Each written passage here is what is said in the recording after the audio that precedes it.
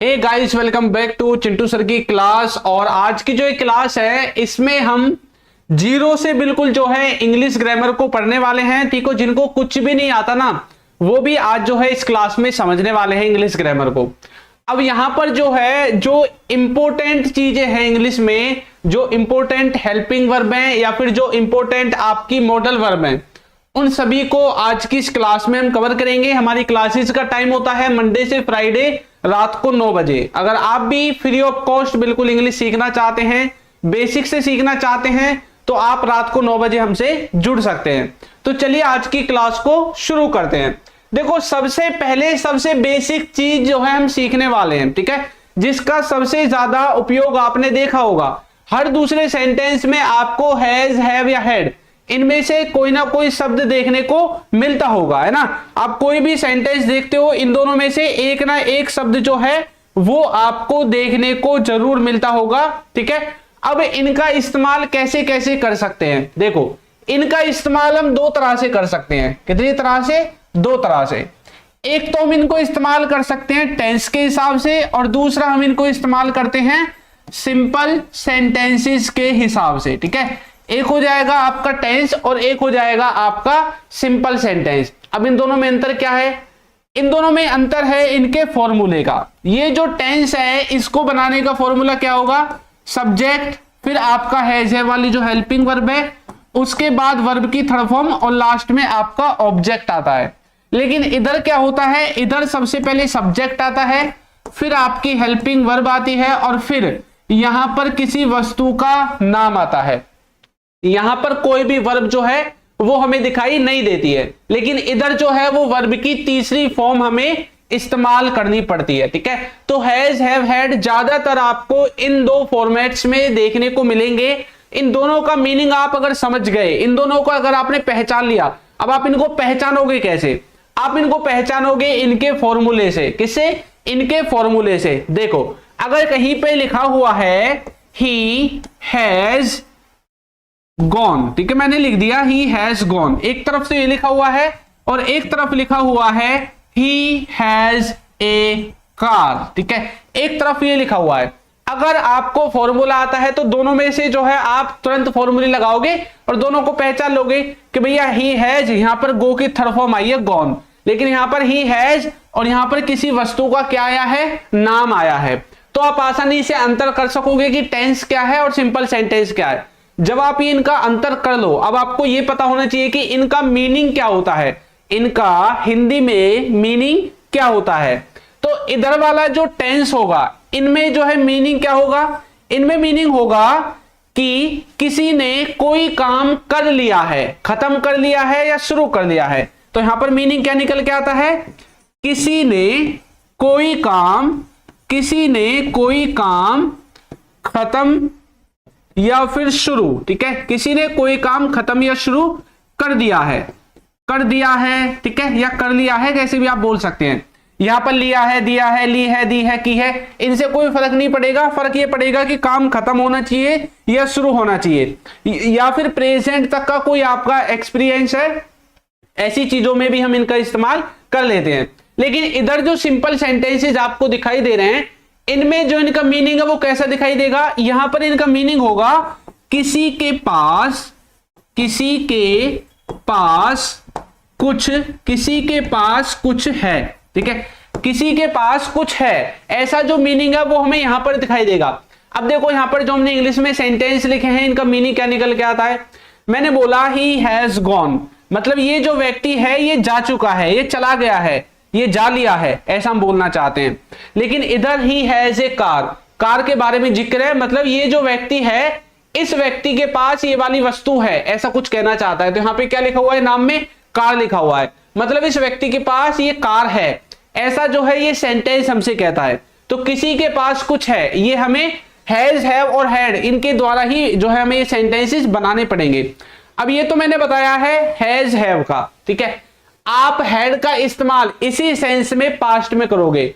Past में किसी समय तक कोई काम खत्म हो चुका था, शुरू हो चुका था, या फिर पास्ट में किसी के पास कोई वस्तु थी। ऐसे यदि सेंटेंस में आपको सेंस दिखाना है तो आप इस्तेमाल करोगे फिर ये वाला जो स्ट्रक्चर है इसका, ठीक है। इसके कुछ एग्जांपल्स करने की कोशिश करते हैं ताकि आपको थोड़ा सा डाउट है वो क्लियर हो जाए। सबसे पहला सेंटेंस है, इंग्लिश में लिखेंगे फिर उनकी हिंदी बनाने की कोशिश करेंगे, ठीक है। कुछ हिंदी में लिख देंगे कुछ इंग्लिश में। तो मैंने बोला ही हैज मनी, ठीक है। मैंने क्या बोला, ही हैज मनी। उसके बाद मैंने बोला यू हैव वॉच्ड दैट, ठीक है। You have watched that. उसके बाद मैं थर्ड बोलता हूं I had a pen, I had a pen. Fourth number पे बनाते हैं हम घर पहुंच गए हैं, ठीक है। हम घर पहुंच गए हैं। फोर्थ नंबर पे बनाते हैं उनके पास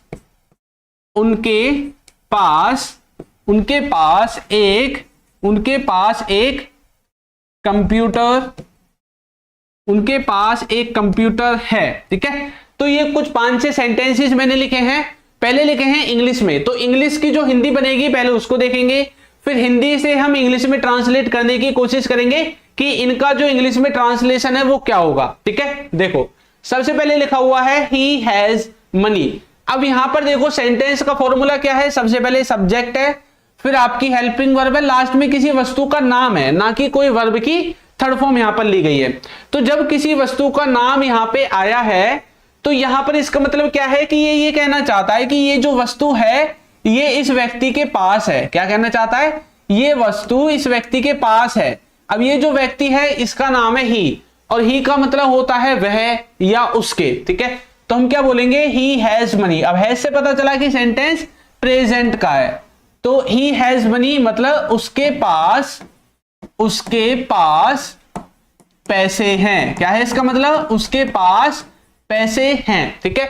तो इस तरह से ये जो सेंटेंस है ये वाला सेंटेंस आपका ट्रांसलेट हो जाएगा, ठीक है। आगे देखो उसके बाद लिखा हुआ है नेक्स्ट वाला जो है you have watched that. Sentence देखो सबसे पहले सब्जेक्ट है, फिर हेल्पिंग वर्ब है, फिर वॉच, और उसमें ईडी लगा के थर्ड फॉर्म लगाई हुई है, यानी कि यहां पर वर्ब की थर्ड फॉर्म है। मतलब ये जो फॉर्मूला है ये वाला सेंस तो नहीं देगा, ये वाला फॉर्मूला सेंस देगा कि कोई काम अब तक प्रेजेंट तक खत्म हो गया है या शुरू हो गया है, या कोई प्रेजेंट तक का एक्सपीरियंस बताएगा, ठीक है। तो हमने बोला यू हैव वॉच्ड दैट, मतलब ये जो व्यक्ति है इसने ये वाला जो काम है ये खत्म कर दिया है या शुरू कर दिया है, या इस काम से रिलेटेड कोई इसका पास्ट का एक्सपीरियंस है जो प्रेजेंट में भी ये बता रहा है, प्रेजेंट तक का, ठीक है। तो यू हैव, ये हैव हमें बताएगा सिर्फ जो सेंटेंस है वो प्रेजेंट का है। तो इस व्यक्ति ने ये देखने का काम किया है, इसका मतलब देखना, और देखा क्या है, दैट को देखा है। अब मैं यहां पे बोलता यू हैव वॉच्ड फिल्म, तो मतलब इसने किसको देखा है, फिल्म को देखा है। यू हैव वॉच्ड, यहां पर कुछ भी व्यक्ति या वस्तु का नाम लिखता तो मतलब इस चीज को इसने देखा है, ऐसा कुछ कहना चाहेगा।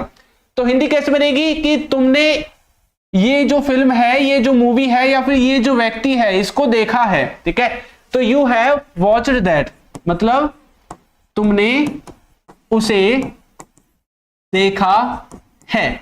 अब यहां पर मैं इसको दोनों तरह से बोल सकता हूं, भाई तुमने उसे देखा है या तुमने उसको देख लिया है, ऐसा भी मैं बता सकता हूं, ठीक है। उसके बाद है आई हैड ए पेन। अच्छा देखो यहां पर क्या है, हैज हैव तो है, ठीक है, हैड है। उसके बाद पेन किसी वस्तु का नाम है, ना कि यहां पे वर्ब की थर्ड फॉर्म है। अब ये चीज तो ये क्या बोलना क्या चाहता है कि ये जो पेन है ये इस व्यक्ति के पास है या था। अगर हैड है तो पास्ट की बात बताएगा, यानी कि ये जो पेन है इस व्यक्ति के पास था। कब था, पास्ट में था, अभी नहीं है, ठीक है। तो इसके पास ये पेन था, तो आई हैड ए पेन, आई का मतलब होता है मेरे, ठीक है। तो मेरे पास पेन था, ठीक है। इस तरह से आप बेसिक से जो स्ट्रक्चर्स है उनको समझोगे और जो ट्रांसलेशन है उसको करने की कोशिश करोगे, ठीक है। आगे देखो, और वीडियो को भी सभी बच्चे लाइक जरूर कर देंगे जिन बच्चों ने अभी तक वीडियो को लाइक नहीं किया है, ठीक है। नेक्स्ट है हम घर पहुंच गए हैं। क्या कहना चाहता है कि भाई हम घर पहुंच गए हैं, हम घर आ लिए हैं, ठीक है, ऐसा कुछ कहना चाहता है। तो किसी ने कोई काम कर दिया है, क्या काम खत्म हुआ है, यहाँ पे घर पे पहुंचने का है ना, पहुंच के काम खत्म हो गया। तो कौन पहुंचे हैं, हम पहुंचे हैं, यानी कि वर्ब जो है वो लगेगी, ठीक है, थर्ड फॉर्म में। तो हम बोलेंगे वी हैव, पहुंचने को रीच बोलते हैं, रीच की थर्ड फॉर्म रीच्ड, ठीक है, home. We have reached home, हम घर पहुंच गए हैं, पहुंच चुके हैं, पहुंच लिए हैं, कैसे भी बोल दो, ठीक है। उनके पास एक कंप्यूटर है, क्या है, किसके पास है कंप्यूटर, उनके पास है, तो उनके के लिए लिखेंगे दे, क्या लिखेंगे दे। अब प्रेजेंट की बात है तो हैज हैव में से दे के साथ आता है हैव, दे हैव और जो वस्तु है उस वस्तु का नाम लिखना है लास्ट में, क्या है उनके पास कंप्यूटर है, तो यहां पे क्या लिख देंगे कंप्यूटर लिख देंगे, ठीक है। तो दे हैव अ कंप्यूटर, उनके पास एक कंप्यूटर है। इस तरह से आपके जो सेंटेंसेस हैं वो यहां पे जो है हैज हैव और हैड के द्वारा आप बनाओगे। बस ये दो ही केसेस ज्यादातर आपको देखने को मिलेंगे, बाकी हैज हैव का इस्तेमाल हम पैसिव वॉइस में भी कर सकते हैं, ठीक है। तो पैसिव वॉइस अभी मैंने कराया नहीं है, जब पैसिव वॉइस की वीडियो आएगी तब आपको जो वो टॉपिक है वो मैं कराऊंगा, ठीक है। नेक्स्ट देखो, इसके बाद है डू डज और डिड। ये भी बहुत ज्यादा परेशान करते हैं बच्चों को कि डू डज और डिड का इस्तेमाल कहां पर करें, इनका जो सेंस है वो क्या होता है ना। तो देखो ये जो डू डज और डिड है ना, यदि आप इनको बेसिक रूप से देखो, ठीक है, तो इनका इस्तेमाल सिर्फ और सिर्फ कहां पे होगा, प्रेजेंट में, ठीक है, और पास्ट में। कहां कहां पर, अब देखो दोनों के ही इंडेफिनेट में, प्रेजेंट और पास्ट दोनों के ही इंडेफिनेट में। प्रेजेंट में लगेगा डू डज, पास्ट में लगेगा डिड, क्या लगेगा डिड लगेगा। प्रेजेंट में लगेगा डू डज और पास्ट में लगेगा डिड। अब कौन सी किस तरह के सेंटेंस बनेंगे, या तो सेंटेंस होगा इंटेरोगेटिव, क्या होगा इंटेरोगेटिव सेंटेंस होगा, ठीक है, या फिर आपका जो सेंटेंस है वो नेगेटिव होगा, या तो सेंटेंस इंटेरोगेटिव होगा दोनों में ही, या सेंटेंस नेगेटिव होगा। इन दो तरह के सेंटेंसेस में ही सिर्फ और सिर्फ हम डू डज और डिड को एज ए हेल्पिंग वर्ब इस्तेमाल करते हैं, ठीक है। मेन वर्ब की तरह भी इस्तेमाल कर सकते हैं, लेकिन हेल्पिंग वर्ब ज्यादातर आपको कंफ्यूज करती है, इसलिए हेल्पिंग वर्ब के बारे में सीखेंगे। अब जो प्रेजेंट का इंडेफिनेट है, इसका मीनिंग क्या होता है, किस तरह के वाक्य आपको देखने को मिलते हैं। यहां पर इनका मीनिंग होता है कोई किसी काम को, कोई किसी काम को नहीं, कोई किसी काम को नहीं करता है, ऐसा सेंस दिखाई देगा। और इसका सेंस होगा किसी ने कोई काम, किसी ने कोई काम, किसी व्यक्ति ने कोई काम नहीं किया, ठीक है, किसी व्यक्ति ने कोई काम नहीं किया। यहां पर नेगेटिव में इस तरह का सेंस होगा जो पास्ट का इंडेफिनेट का होगा। बाकी इंटरोगेटिव में क्वेश्चन की तरह सवाल पूछा जाएगा कि क्या वो इस काम को करता है, ऐसा सेंस होगा इंडेफिनेट में, प्रेजेंट में, और पास्ट में होगा क्या उसने ये काम किया, ऐसा देखने को मिलेगा। अब देखो सेंटेंस को बनाने का जो फॉर्मूला है वो दोनों में ही सेम रहेगा। सबसे पहले सब्जेक्ट, फिर अगर प्रेजेंट में सेंटेंस है तो डू डज, और पास्ट में है तो डिड लगेगा। सबके साथ वर्ब की पहली फॉर्म आती है और लास्ट में ऑब्जेक्ट आप लिख दोगे, ठीक है। सबसे पहला सेंटेंस है मैंने उससे नहीं पूछा, मैंने भाई उससे नहीं पूछा, ठीक है। दूसरा सेंटेंस क्या है, मैं वहां नहीं जाता। अगर मैं ऐसा भी लिखूंगा तब भी ठीक है, अगर मैं हूं लगा दूंगा तब भी ठीक है। मैं वहां नहीं जाता भैया, या मैं वहां नहीं जाता हूं, ऐसा बोलूंगा तब भी सेंटेंस ठीक रहेगा, ठीक है। थर्ड नंबर पे है उसने मुझे नहीं बताया, ठीक है, इस तरह का सेंटेंस है। उसके बाद एक इंटरोगेटिव का ले लेते हैं, क्या उसने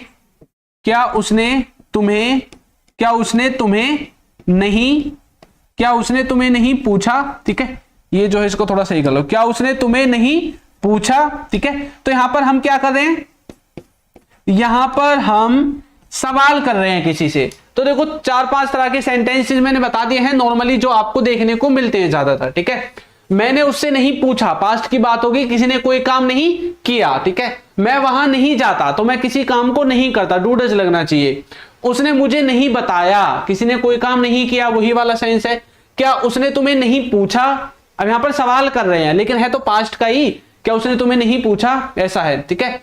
और अगर हम इसको प्रेजेंट में बोलेंगे तो क्या वो तुमको नहीं पूछता है, ऐसा जो सेंटेंस है वो आपको इसका सेंस देखने को मिलेगा, ठीक है। जल्दी से ट्रांसलेट करने की कोशिश करो, अगर आपसे हो जाए, नहीं होता है तो फिर मैं तो हुई, ठीक है।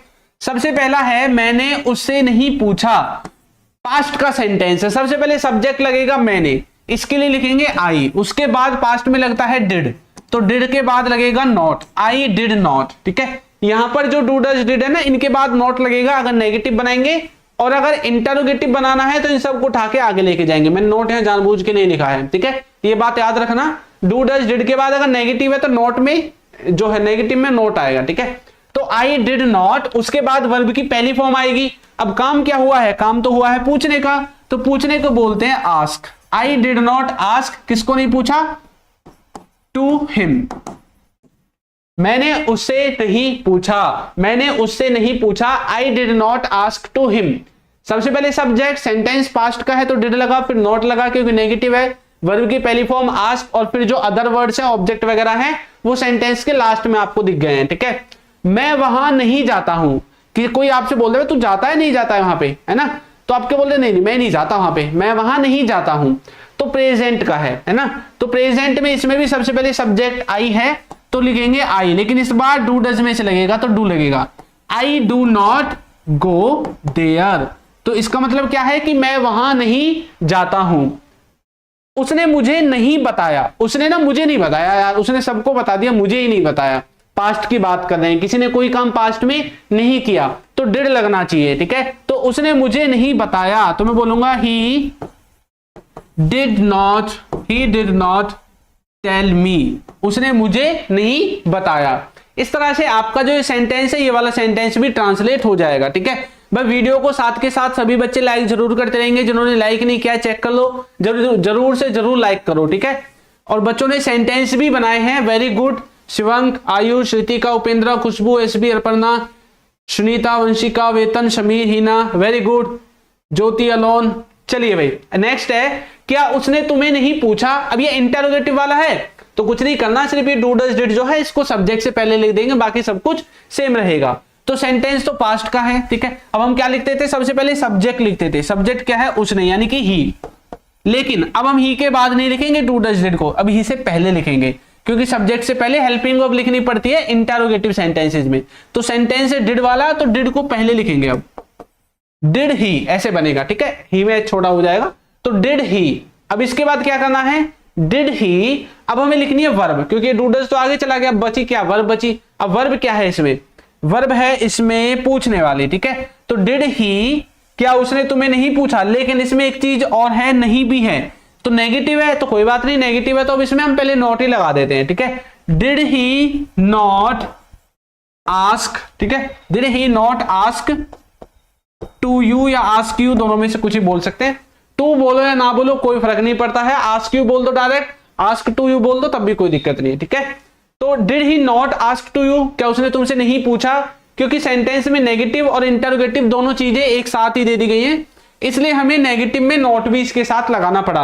अब कुछ बच्चे सोच रहे हैं सर सब्जेक्ट के बाद नॉट आपने डायरेक्ट लगा दिया, ये डायरेक्ट नहीं आया है, असलियत में सब्जेक्ट के बाद ये डिड था, यहाँ पे ही डिड नॉट ऐसे था, हमें इंटरोगेटिव बनाने के लिए डिड को आगे ले जाना पड़ा, फिर आपका सेंटेंस ऐसे जो है वो ट्रांसलेट हुआ है, ऐसे इसको हमने कन्वर्ट किया है। ठीक है, चलिए तो क्लियर दिख रहा है ना सभी को, स्क्रीन तो क्लियर दिख रही है ना, कोई इशू वगैरह तो नहीं है किसी को, अगर हो तो मुझे कमेंट करके जरूर बताएं। अगर किसी को किसी भी तरह की कोई भी दिक्कत समस्या दिखाई देती है वीडियो में तो कमेंट करना बिल्कुल ना भूलें। ठीक है, चलिए तो यहां तक डू डज और डिड भी समझ में आया होगा थोड़ा बहुत, हैज हैव है, हेड जो है वो भी मैंने समझाने की कोशिश की है। ठीक है, इसके बाद है इज एम आर, ये भी बहुत ज्यादा कंफ्यूज करता है तो इसको भी देख लेते हैं।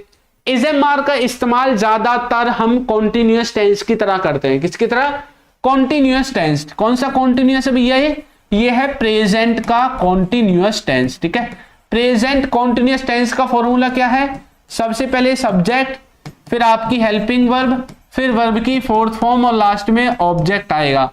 फोर्थ फॉर्म मतलब आईएनजी वाली फॉर्म। ठीक है, हेल्पिंग वर्ब मतलब यहां पे इज एम आर है, मीनिंग क्या होगा, कोई, मीनिंग क्या है इसका, कोई किसी काम को, कोई व्यक्ति किसी काम को, ठीक है, कोई व्यक्ति किसी काम को कर रहा है, कोई व्यक्ति है जो किसी काम को कर रहा है, इस तरह का जो सेंस है वो आपको यहां पर देखने को मिलेगा, कोई व्यक्ति किसी काम को कर रहा है।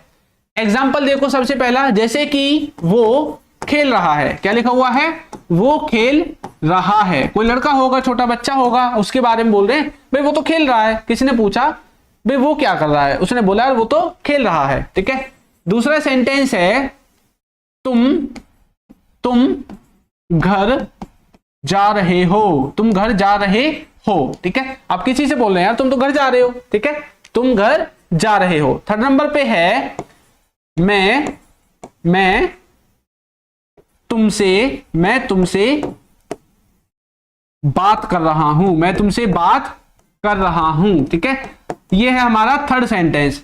तो चलो जो बच्चे ट्रांसलेट कर सकते हैं वो जल्दी से ट्रांसलेट करेंगे, जो नहीं कर सकते वो मेरे साथ देखेंगे और फिर उसके बाद ट्रांसलेट करने की कोशिश करेंगे। ठीक है, चलो तो बच्चों ने तो स्टार्ट कर भी दिया है। देखो वो खेल रहा है, ये वो कौन है? यही तो है सब्जेक्ट। तुम कौन है? सब्जेक्ट है। मैं कौन हूं? सब्जेक्ट है। तो इन्हीं को आगे लिख देते हैं। वो यानी कि वो खेल रहा है, तो बोलेंगे सबसे पहले सब्जेक्ट ही। उसके बाद हेल्पिंग वर्ब इजम मार में से ही के साथ आता है इज, वर्ब की फोर्थ फॉर्म। काम क्या हुआ है? खेलने का। खेलने को बोलते हैं प्ले, और प्ले में लग जाएगी आईएनजी। क्या लग जाएगी? आईएनजी। ही इज प्लेइंग, वो खेल रहा है। इस तरह से आपका जो सेंटेंस है वो यहां पे ट्रांसलेट होगा। तुम घर जा रहे हो, तुम घर जा रहे हो। आप किसी से सवाल नहीं कर रहे हैं, आप उसको बोल रहे हो यार तुम तो घर जा रहे हो भी, है ना। तो कैसे बोलेंगे? तुम यानी कि यू। यू के साथ क्या लगेगा? इस अम्बार में से आर। You are. घर जाने को बोलते हैं गोइंग होम। ठीक है, तो यू आर गोइंग होम, तुम तो घर जा रहे हो। ऐसे ट्रांसलेशन होगा। इसके बाद है मैं तुमसे बात कर रहा हूं। भाई मैं तो तुमसे बात कर रहा हूं। ठीक है, तो अभी कर रहा हूं मैं तुमसे बात, तो मैं यहां पे क्या हूं? सब्जेक्ट हूं। तो मैं लिखूंगा आई एम, बात करने को बोलते हैं टॉक करना। ठीक है, I am talking to you, मैं तुमसे बात कर रहा हूं। I am talking to you, मैं तो भैया आपसे बोल रहा हूं, आपसे बातें कर रहा हूं। ठीक है, तो इस तरह से ये जो सेंटेंसेस हैं इजम आर वाले, इनको आप समझोगे कि कोई काम अभी हो रहा है, कोई काम अभी चल रहा है प्रेजेंट में। ठीक है, कोई व्यक्ति है जो किसी काम को अभी कर ही रहा है। ऐसे जितने भी सेंटेंसेस हैं उन सबको बनाने के लिए आपको किसका इस्तेमाल करना है? इज एम आर का इस्तेमाल करना है। ठीक है, वीडियो को सभी बच्चे लाइक जरूर कर देंगे। नेक्स्ट देखो, इसके बाद वाज वर्ब। अच्छा, इज एम आर का इस्तेमाल प्रेजेंट में होगा, तो भैया सेम उसी चीज को अगर हमें पास्ट में दिखाना है, पास्ट में कोई व्यक्ति किसी काम को कर रहा था ऐसा हमें दिखाना है, तो हमें सेंटेंस को फिर किस में बनाना पड़ेगा? वाज वर्ब के द्वारा हमारा जो सेंटेंस है वो ट्रांसलेट होगा। ये कौन से टेंस के अंतर्गत आएगा? ये आएगा पास्ट के। पास्ट में कौन सा टेंस होगा वो भैया? वो होगा कॉन्टिन्यूअस टेंस, पास्ट का कॉन्टिन्यूअस टेंस। ठीक है, सेंटेंस का मीनिंग क्या होगा? कोई किसी काम को, कोई व्यक्ति किसी काम को कर रहा था, कोई व्यक्ति किसी काम को कर रहा था। फॉर्मूला सबसे पहले सब्जेक्ट, फिर वाज वर्ब यानी कि हेल्पिंग वर्ब, वर्ब की फोर्थ फॉर्म और ऑब्जेक्ट। वही जो इजम्मार में फॉर्मूला था वही फॉर्मूला आपका यहां पर भी वर्क करेगा। ठीक है, देखो पहला सेंटेंस क्या है? मैं खाना खा रहा था। मैं तो भैया खाना खा रहा था जब तुम आए थे ना, उस टाइम पे मैं खाना खा रहा था। ठीक है, दूसरा सेंटेंस है राहुल टीवी देख रहा था। राहुल क्या कर रहा था? टीवी देख रहा था। यार जब तुम उसे बुला रहे थे ना, उसका ना एक मैच चल रहा था टीवी पे ना, आईपीएल वाला, तो यार वो तो टीवी देख रहा था उस टाइम पे। ठीक है, इस तरह का सेंस है। थर्ड नंबर पे है वो हमें तुम्हारे बारे में वो हमसे तुम्हारे बारे में पूछ रहा था। अब आप किसी को बोले, पता है वो ना हमें तुम्हारे बारे में पूछ रहा था। ठीक है, वो हमें तुम्हारे बारे में या हमसे तुम्हारे बारे में पूछ रहा था। भैया हमने तो कुछ नहीं बताया, बोलते हो ना ऐसे। तो ये सभी सेंटेंसेस आप पास्ट के कॉन्टिन्यूअस टेंस यानी कि वाज वर्ब की हेल्प से इन सेंटेंसेस को ट्रांसलेट करोगे। ठीक है, देखो अब मैंने बोला कि मैं खाना खा रहा था, यानी कि पास्ट में खा रहे थे। तो सबसे पहले काम कर कौन रहा था? मैं। इधर कौन कर रहा है काम को? राहुल। और इधर कौन कर रहा है? वो। ठीक है, तो मैं कर रहा हूं तो मैं के लिए लिखूंगा आई के साथ लगता है वाज के साथ। अब काम क्या हो रहा है? खाने का काम हो रहा है, तो आई वाज ईटिंग। क्या खा रहे थे भैया? खाना। खाने को बोलते हैं फूड, इसका मतलब होता है खाना। ठीक है, ये खा वाला जो है ना, ये वाला है। ठीक है, ये और ये है आपका खाना। ओके, वाज का मतलब होता है ये वाला रहा था, ठीक है, पास्ट में जो चला गया है। आई का मतलब होता है मैं, ठीक है। ऐसे सेंटेंस का ट्रांसलेशन होता है। अगर आप इनको तोड़ तोड़ के देखना चाहते हैं तो इस तरह से तोड़ तोड़ के आपको दिखाई देंगे, ठीक है। राहुल टीवी देख रहा था, कब देख रहा था? पास्ट में देख रहा था। तो काम कर कौन रहा था? राहुल कर रहा था, तो सबसे पहले राहुल को ही लिखते हैं। Rahul was watching TV. Rahul क्या देख रहा था? टीवी देख रहा था। वो हमें तुम्हारे बारे में पूछ रहा था, पता है, वो ना मुझे तुम्हारे बारे में पूछ रहा था। कैसे बोलेंगे? ही वाज आस्किंग। अच्छा, हमें, अगर आप एक से ज्यादा हैं तो आप अस का इस्तेमाल करेंगे। अगर आप खाली अपने बारे में लिख रहे हैं तो मी का इस्तेमाल करेंगे। ही was asking me about you, या फिर आस्किंग टू मी भी लिख सकते हैं, तब भी कोई दिक्कत नहीं है, ठीक है। दोनों में से कुछ भी लिख सकते हैं। तो भैया वो हमसे तुम्हारे बारे में पूछ रहा था। He was asking to me, asking me about you. वो मुझसे पूछ रहा था भैया तुम्हारे बारे में, है ना। परंतु मैंने उसको कुछ नहीं बताया, ठीक है। मैंने उसको एक सिंगल शब्द नहीं बताया। तो किसी ने कोई काम नहीं किया, उस तरफ चला गया ना सेंटेंस, मैंने उसको कुछ नहीं बताया। तो यानी कि अभी जो पीछे डिड के द्वारा सेंटेंसेस बनाए थे वो आपका फॉर्मूला भी यहां पे लग जाएगा, ठीक है। I didn't tell him anything, मैंने उसको कुछ भी नहीं बताया। I did not tell him anything. तो पास्ट वाला जो डिड हमने पीछे पढ़ा था वो वाला फॉर्मूला फिर आपका लग जाएगा, ठीक है। तो डिपेंड करता है आप सेंटेंस को किस तरह से समझते हैं, किस तरह से पढ़ते हैं, किस तरह से बोलते हैं, और किस कंडीशन में कौन सी चीज आपको बोलनी है। इन चीजों पर भी चीजें मैटर करती हैं, ठीक है। उसके बाद है विल। अब विल ऐसे तो कोई है नहीं कि भैया विल किसी को समझ में ना आए। विल के बारे में सबको पता है कि फ्यूचर में लगेगा। कहां पे लगेगा? फ्यूचर में। फ्यूचर के जितने भी सेंटेंस होते हैं वो विल के द्वारा बनते हैं। कभी बी आएगा, कभी विल अकेला आ जाएगा, ठीक है। अब यहां पर जो विल है इसका मीनिंग तो अलग है, और जो विल बी है इसका मीनिंग अलग है। यहां पर इसका मीनिंग है कोई किसी काम को, कोई व्यक्ति किसी काम को करेगा, ठीक है। ये वाला मीनिंग है यहां पे। और विल बी का मतलब क्या है? कोई किसी काम को, कोई व्यक्ति किसी काम को कर रहा होगा, ठीक है। इन दोनों के अलग अलग मीनिंग है। ये फ्यूचर के कॉन्टिन्यूअस टेंस की तरह काम करता है और ये फ्यूचर के इंडेफिनिट टेंस की तरह काम करता है, इसलिए दोनों का फॉर्मूला भी अलग है। सबसे पहले सब्जेक्ट है, फिर आपका विल आएगा, फिर वर्ब की पहली फॉर्म और ऑब्जेक्ट। लेकिन इधर क्या है? सब्जेक्ट है, विल के साथ बी भी आएगा, वर्ब की फोर्थ फॉर्म आएगी और लास्ट में ऑब्जेक्ट आपका आ जाएगा, ठीक है। तो दोनों का फॉर्मूला अलग है, दोनों का सेंस अलग है, टेंस भी अलग है। ये है फ्यूचर इंडेफिनिट। क्या है? यहां लिख देते हैं फ्यूचर इंडेफिनिट। और ये वाला क्या है? ये है आपका फ्यूचर, ठीक है, कॉन्टिन्यूअस। क्या है? फ्यूचर का कॉन्टिन्यूअस टेंस है, ठीक है। तो दोनों का मीनिंग अलग है, दोनों का सेंस अलग है, ठीक। अब देखो दोनों का मीनिंग कैसे निकलता है। इधर जैसे कि मैं वहां जाऊंगा, ठीक है, मैं वहां जाऊंगा, यानी कि कोई व्यक्ति किसी काम को करेगा, ठीक है, वो हमें बताएगा, ठीक है। दोनों का अलग अलग सेंस है। कैसे बनेगा? मैं वहां जाऊंगा तो मैं बोलूंगा आई विल गो देयर, ठीक है। बाकी आप बहुत से लोग सेल का इस्तेमाल भी करते हैं आई और वी के साथ, यानी कि फर्स्ट पर्सन के साथ सेल का इस्तेमाल भी करते हैं। तो आई शैल गो देयर ऐसा भी बहुत से लोग बोलते हैं, लेकिन टेंसेज में विल को ही ज्यादातर इस्तेमाल किया जाता है, चाहे सब्जेक्ट कुछ भी हो। तो ये मत सोचना सर सेल आएगा इसके साथ, विल भी लगा सकते हैं, ठीक है। तो अगर नॉर्मल स्पोकन इंग्लिश है तो विल आप लगा सकते हैं, कोई दिक्कत नहीं है। अगर आपको लिखना है, हाई लेवल पे बात करनी है, ठीक है, तो आप सेल का इस्तेमाल कर सकते हैं। लेकिन सेल का इस्तेमाल कुछ ऐसा हो जाएगा कि आप किसी से कुछ पूछ रहे हैं या किसी से कोई सलाह वगैरह की बात कर रहे हैं, किसी काम को करेंगे फ्यूचर में, तो ऐसा सेंस सेल के द्वारा निकलता है, इसलिए उसको मॉडल्स में लगा दिया। और विल जो है सभी सब्जेक्ट के साथ आप इस्तेमाल करते हैं, ठीक है। तो वो हमें बताएगा, तो बोलेंगे ही विल टेल अस, ठीक है, ही विल टेल अस, वो हमें बताएगा। इस तरह से आपके दोनों सेंटेंसेस ट्रांसलेट होंगे।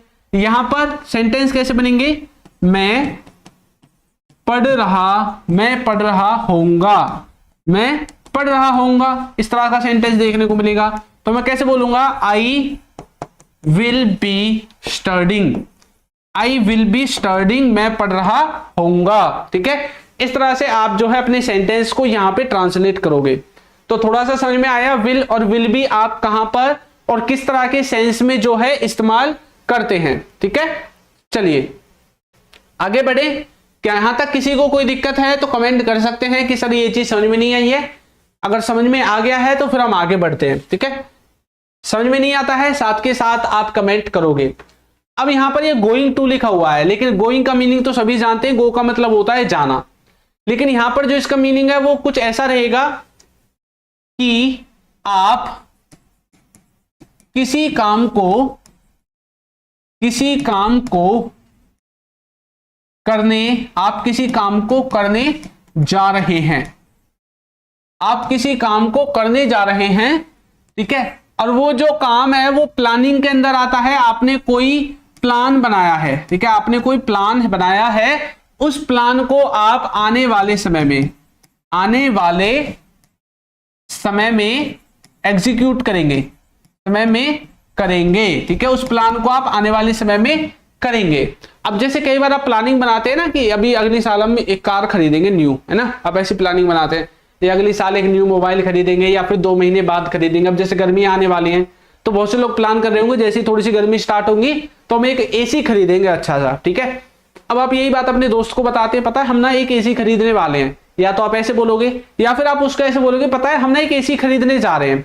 कैसे बोलोगे? आप बोलोगे हम एक एसी खरीदने जा रहे हैं, यानी कि अभी आप खरीद नहीं रहे हैं, ये आपने फ्यूचर की प्लानिंग बनाई है। जैसे जैसे गर्मी बढ़ेगी तो भैया हम एक एसी खरीदने जा रहे हैं, अभी तो नहीं जा रहे बैग में पैसा भर के चल दिए भी एसी खरीदने, नहीं, फ्यूचर की बात को बताया आपने कि भाई पता है हम ना भी ये एसी खरीदने जा रहे हैं, हम ना एक बहुत बड़ा मकान लेने जा रहे हैं। पापा जी बात कर रहे थे एक अच्छा मकान लेने के ना, हम ना यार एक बहुत बड़ा मतलब कोई चीज खरीदने जा रहे हैं या कोई चीज लेने जा रहे हैं। तो ऐसे यदि आप सेंटेंसेस बोलते हैं तो उनमें गोइंग टू का इस्तेमाल अब देखो कैसे होगा। ऐसे सेंटेंसेस को बनाने के लिए सबसे पहले सब्जेक्ट आता है, फिर प्रेजेंट में आएगा इज एम आर, फिर आपका आएगा गोइंग टू, ठीक है, फिर आएगी वर्ब की पहली फॉर्म और लास्ट में ऑब्जेक्ट वगैरह जो भी है वो आ जाएगा। अब मैं कैसे बोलूंगा? हम यानी कि वी, ठीक है, we are going to buy, ठीक है, एन एसी, जो भी है। तो हम क्या खरीदने जा रहे हैं भैया? एक एसी खरीदने जा रहे हैं, हम एक एयर कंडीशनर जो भी है खरीदने जा रहे हैं, आप एक टेलीविजन खरीदने जा रहे हैं, आप एक बाइक खरीदने जा रहे हैं। तो आप कुछ खरीदने जा रहे हैं, फ्यूचर की प्लानिंग्स आप बता रहे हैं। ऐसी चीजों में हम किसका इस्तेमाल कर रहे हैं? यहाँ पे गोइंग टू का इस्तेमाल कर रहे हैं और इसके बाद लगा रहे हैं वर्ब की पहली फॉर्म। कौन सी फॉर्म लगा रहे हैं? पहली फॉर्म। यहां पर आप गोइंग टू का इस्तेमाल करेंगे। एक सेंटेंस और देखो, वो कार खरीदने जा रहे हैं। पता है वो ना एक कार खरीदने जा रहे हैं, नहीं पता है अगले महीने ना नई कार लेने जा रहे हैं भैया, है ना, ऐसे बोलते हैं। तो कोई काम करने जा रहे हैं तो कैसे बोलेंगे? वो यानी कि दे, तो बोलेंगे दे आर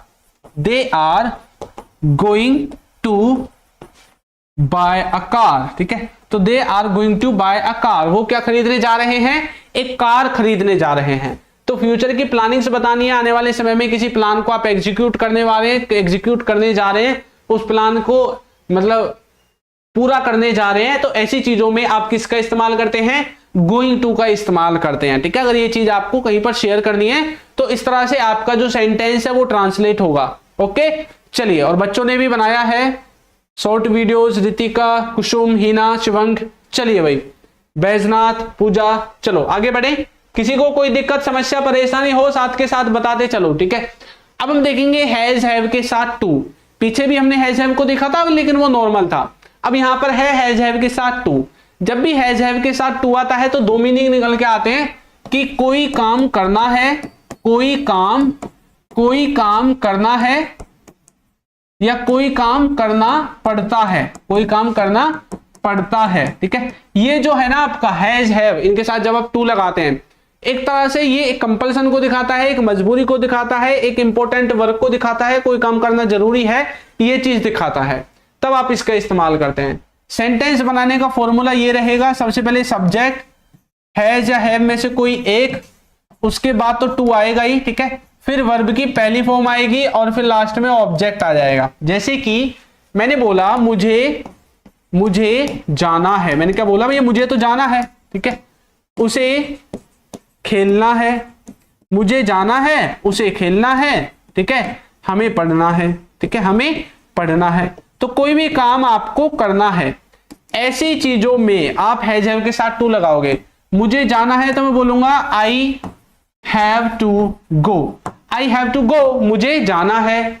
उसे खेलना है तो मैं बोलूंगा ही हैज टू, क्या करना है, खेलना है, तो लिख देंगे वर्ब की पहली फॉर्म प्ले, खेलने की, ठीक है। He has to play, I have to go, he has to play, ठीक है। और हमें पढ़ना है, वी हैव टू स्टडी, ठीक है। तो बोलेंगे we have to study, we have to study, ठीक है। तो इस तरह से आप जो है हैज हैव के साथ टू का जो इस्तेमाल है वो करेंगे। किसी को कोई काम करना है, ये वाला तो बता दिया। आप सोच रहे होंगे सर ये करना पड़ता है वाला भी बता दीजिए। यहीं पर आपके सेंटेंस में लिखा होगा मुझे जाना पड़ता है, उसे खेलना पड़ता है, हमें पढ़ना पड़ता है, लेकिन इंग्लिश सेम रहेगी। हिंदी चेंज हो जाएगी, इंग्लिश सेम रहेगी। फिर पहचानोगे कैसे कि कौन सा सेंटेंस कब बोला गया है? वो चीज देखो, आप क्या करोगे जब आप किसी से बातचीत करोगे, जब आप बातचीत करते हैं ना, तो हर लाइन का अलग सेंस होता है। तो उस सेंस के हिसाब से आप समझ जाओगे कि ट्यूनिंग कहां पर जा रही है, कि भैया खेलना पड़ता है वाला सेंस हो रहा है या खेलना है ऐसा वाला सेंस है, ठीक है। कोई काम करना है या कोई काम करना पड़ता है, दोनों सेंसेस को आप वहां पर अलग अलग समझ जाओगे। जिस तरह से बातें स्टार्ट होती हैं उस तरह से आप जो है इन चीजों को समझना स्टार्ट कर दोगे, ठीक है। चलो आगे बढ़े यहां से भाई, चलिए नेक्स्ट देखते हैं। इसके बाद है हैड टू। अब जैसे हैज हैव के साथ टू था तो हैड के साथ भी टू हो सकता है। अब यहां पर जो हैड टू है इसका मीनिंग है काम को करना पड़ा, किसी को कोई काम करना पड़ा, काम को करना पड़ता था, ठीक है। किसी को कोई काम करना पड़ा, जैसे यार मुझे पता वहां जाना पड़ा तो I had to go there, ऐसा आप बोलोगे, ठीक है।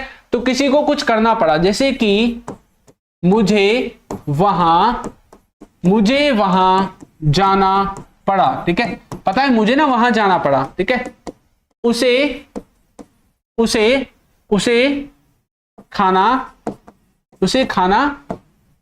खाना पड़ा। देखो दोनों एक साथ आ गए, उसे खाना पड़ा, ऐसा है, ठीक है। उसके बाद है हमें